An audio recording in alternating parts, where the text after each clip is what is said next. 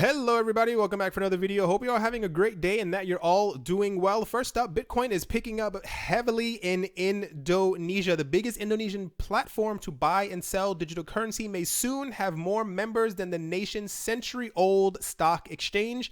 Indonesia Digital Asset Exchange, formerly known as bitcoin.co.id, will have 1.5 million members buying and selling digital currencies such as Bitcoin, Ethereum, and Ripple by the end of the year.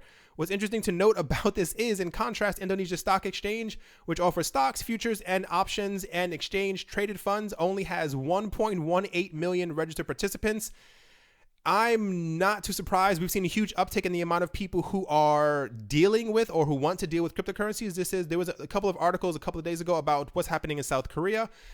Both young and old people are heavily into cryptocurrencies, not only because of the profits that are to be made in cryptocurrencies in the coming years, but also because if you've ever dealt with stocks and bonds and things like that, they're very difficult to sell and get into. There's a lot of red tape, I want to say, in order to be able to get into these markets. So when you are, especially if you've ever tried to sell a stock, it takes a couple of days. And if you try to sell a stock on the weekend, you cannot until the markets reopen wherever you are on that following Monday, and it becomes kind of a pain. So this is kind of clear that a lot of people are doing this, but these countries don't seem to be too happy because their original exchanges and all these other things that they've built so long to grow are slowly fading because other people see the magic of the crypto market. Next up, a Chinese company has created something called crypto bunnies, which is very, very weird because it's obvious that this is meant to be CryptoKitties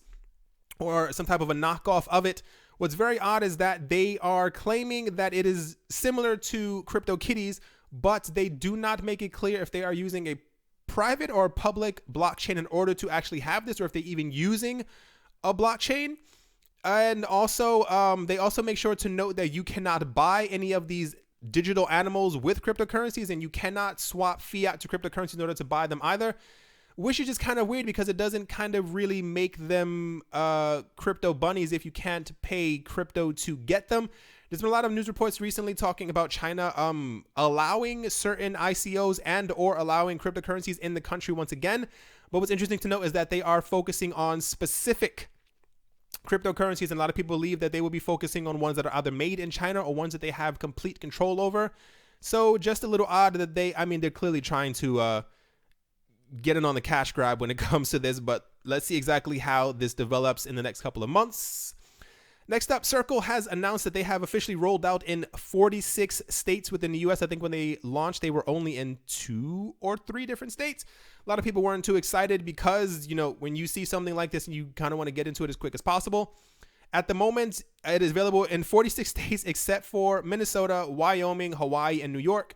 For those who do not know, New York is notoriously difficult to get anything done when it comes to finance. There's so much paperwork and things that have to be done. So let's hope that they get this done soon. They say that they will be available in New York very soon, which will be great. At the moment, on Circle, you are able to trade Bitcoin, Ethereum, Bitcoin Cash, Ethereum Classic, and Litecoin. They noted before, one of the main things that was on their website's page was that they would eventually have XRP. It was kind of like the biggest thing that was on the page, but I think it's going to take them a while to actually list XRP because they're not even available completely in the US yet. And I think they're also trying to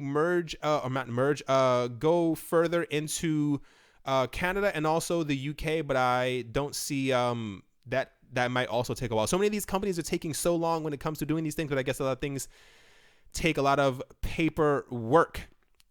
Last up, a former Indian finance minister official he does not like Bitcoin. He does not like cryptocurrencies. He has literally said that because you cannot go into every home to check what transactions are going on, he thinks that no cryptocurrencies at all should be allowed in the country.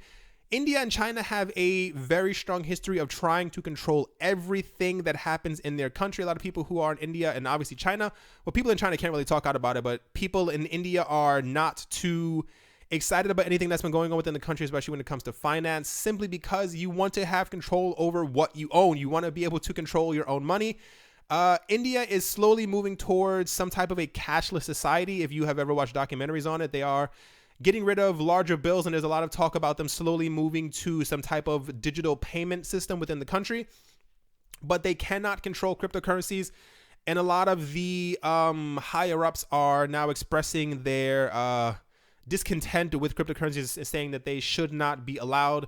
And they always make sure to constantly note illegal activities, money laundering, terror financing, which, excuse my language, is kind of BS, because a lot of these people in countries all around the world, is usually the government or the politicians who are usually involved in the illegal activities, or who are usually part of some type of money laundering scheme where they put their money onto an island or something like that. Not to get too deep into this, but you guys know what I'm kind of saying. It's kind of sad that this is happening, especially in a country like India, where I think this would actually be able to flourish, because there are a lot of people who do not have access to banks. A lot of people are suffering from heavy poverty, and I think it would be great if they kind of embraced it and allowed people within their country in order to, kind of build themselves up and to make a middle class and to, but it is what it is. This is just kind of how it goes. I thought this was very interesting. They are trying to fight back as much as they can, because they do not want something in their country that they cannot regulate. All right, everyone, that is definitely going to do it for this video. I hope you guys are having a great day. I hope you guys are having a great week wherever you are, wherever you might be. And yeah, I will talk to you all soon. See you.